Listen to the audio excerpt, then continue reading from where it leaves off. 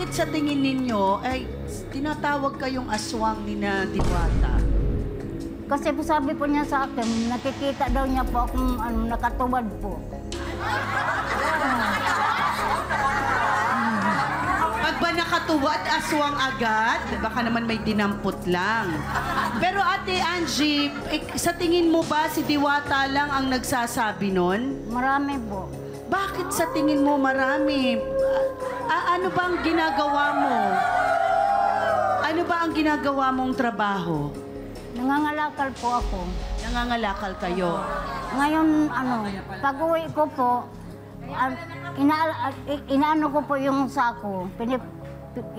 Sinungaling ka, takot-tatang tao sa atin sa barangay dahil sa'yo. Mga buntis, tatakot-tatakot sa'yo, pati mga bata. O bakit siya kinakatakutan, Diwata? Kada po may masasalubong po yung mga buntis, hinawakan niya po, minsan naghihilab po yung tiyan. Hinawakan? Meron na bang nakunan isa sa mga hinawakan mong tiyan? Yung nahawakan ko po, yung tinatanong ko lang po kung ilang buwan na. Tapos pagka mga ilang araw, nung nagkita po kami, ang sabi niya, yung sumasakit yung tiyan niya po.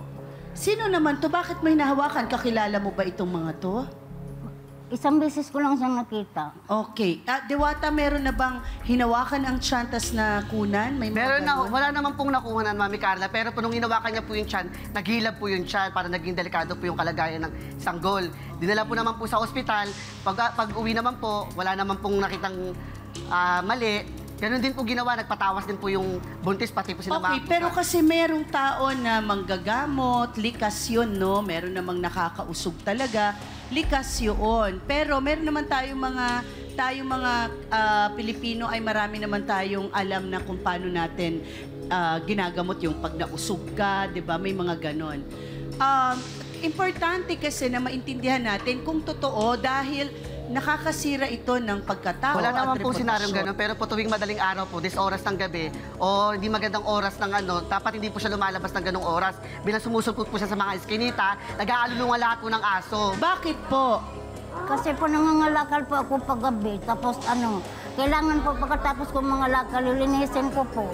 Okay. Natural na ang mga aso sa madaling araw ay mag-alulungan kung makakita ng mga tao. Depende, sa amin po, sa eskinita po ng lugar po namin, sa compound po ng squatted area na yun, kahit sino dumadaan, kahit mga bata, hindi naman po ganun yung tahol ng aso yung alulong. Pero pag siya po, kakaiba po yung tahol, tsaka sabay-sabay po, para nagsasanib po sa lahat ng aso. Totoo ba yan? Pati yung mga pusa sa bubong po. Totoo ba yan, Aling Angie? Tumatahol po, pero hindi naman po lahat ng aso tumatahol. Kasi po may usong po ako eh. May usog kayo. Pero yung mga anak mo, ilang taon na? Lalo na po pag yung ilang taon na yung anak mong panganay? 30 po. 30. Mayroon ka namang tagapagtanggol. Mayroon po. Sino nagtatanggol sa kanya, Diwata, pagka napag-uusapan ng ganyan? Yung pamangkin niya na pong LGBT din po, nakagaya ko po, na dati ko pong katrabaho sa Pardor.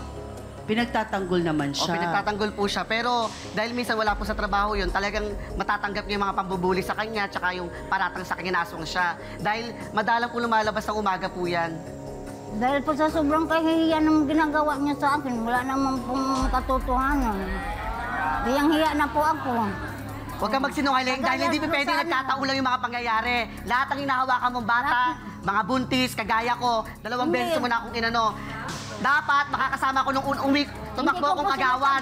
October 19, binati mo rin ako, yan ang pangalawang pag-usog mo sa akin. Kaya hindi ako nakasama sa pag-ikot dahil sa kagagawan mo.